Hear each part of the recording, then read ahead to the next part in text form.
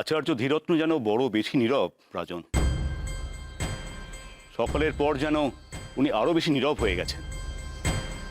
ওনার এই নীরবতা কিন্তু ওনার ক্রোধের মতনই ভয়ঙ্কর। আমি ওনাকে জানি, উনি এখন রাগে ভেতরে ভেতরে ফুঁসছেন আর মতলব করছেন কাল বিচার সবার জন্য। আর কিভাবে দেবদক্ষের অপমানের প্রতিশোধ নেবেন আর কিভাবেই বা নিজেকে মুক্ত করবেন সেটা ভেবে যাচ্ছেন। ঠিক, একদম ঠিক বলেছেন মা। উনি নিশ্চয়ই এখন নিজেকে মুক্ত করার আর আমার উপর প্রতিশোধ নেবার পরিকল্পনা করছেন, কিন্তু আমাদের পিছিয়ে খেলে চলবে না। তার মতলব যাতে বানচাল হয় সেই জন্যই আমাদের প্রস্তুতি নিতে হবে, তৈরি থাকতে হবে। সাক্ষী চাই, প্রত্যক্ষ সাক্ষী। কিছুতেই কাল আচার্যকে ওই বিচার সভা থেকে জিতে বেরোতে দেওয়া যাবে না। এ বড় কঠিন কাজ দেবদক্ষ, তার কূট বুদ্ধির সঙ্গে লড়াই করা বড় কঠিন। দাদা, তুমি আমাকে ডেকেছো? ডেকেছিলাম, তোমার জন্য একটা কাজ আছে, বিশেষ গুরুত্বপূর্ণ কাজ। কি কাজ? দেবী সৌরজের সঙ্গে তোমার বেশ ভালো বন্ধুত্ব হয়ে গেছে, তাই না? হ্যাঁ। বেশ, তাহলে তাকে বোঝানোর দায়িত্ব তোমাকেই নিতে হবে।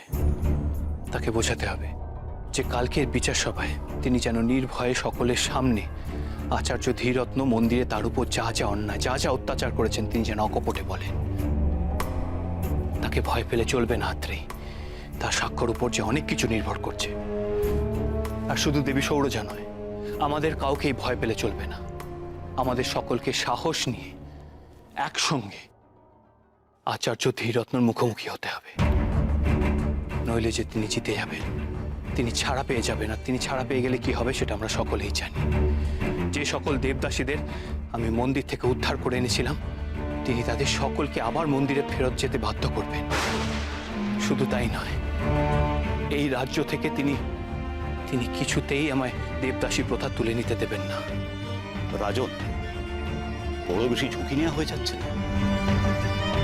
আচার্য ধীরত্ন কিন্তু আপনার ওপর প্রতিশোধ নিতে ছাড়বেন না। জানি মহামন্ত্রী, বেশ ভালো করেই জানি। এটাও জানি যে তিনি হয়তো আমার প্রাণ নেবার চেষ্টা করবেন। হ্যাঁ রাজন, আমিও সেই আশঙ্কাই করছি। ওনার একটা ইশারায় দেব সেবকেরা সবকিছুই করতে পারে। আর সেই দেব সেবকেরা যে কতটা ভয়ঙ্কর, কতটা নৃশংস, তা আমি নিজের চোখে দেখেছি দেবদক্ষ। হ্যাঁ দাদা, আমিও দেখেছি। এমন কোনো কাজ নেই যে ওরা করতে পারে না। কিন্তু দাদা, আমার দুশ্চিন্তা হচ্ছে কাল যদি তুমি আচার্যকে শাস্তি দাও, ওরা ভয়ানক কিছু ঘটাবেই। রাজন,